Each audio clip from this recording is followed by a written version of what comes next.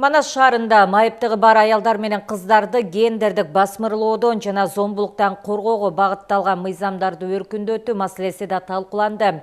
Жыйынга жогорку кеңештин депутаттары, мамлекеттик органдардын өкүлдөрү, эксперттер жана жергиликтүү бийлик өкүлдөрү катышты. Иш чаранын жүрүшүндө аялдардын укуктарын коргоодогу көйгөйлөр, мыйзамдарды колдонуудагы кемчиликтер жана мамлекеттик кызматтардын жеткиликтүүлүгү боюнча сунуштар айтылды. Талкуунун жыйынтыгында тиешелүү мыйзамдарды жакшыртууга багытталган сунуштарды иштеп чыгуу пландалууда. Өзүңүздөргө белгилүү болгондой, ошол биздин министрлик майыптыгы бар жарандардын укугун коргоо максатында ар тараптуу иштерди алып барабыз.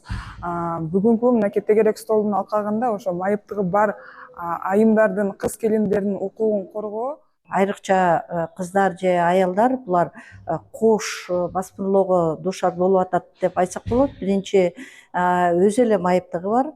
Экинчи, кайсы бир зордук зомбулукка кабылганда, эгер ал майыптыгы бар болсо, ошол эле угуусу же болбосо сүйлөй албаган, теги алыскы аймактардагы аял заты өзүнүн көйгөйүн бир мындай жакшы айтып бере албайт.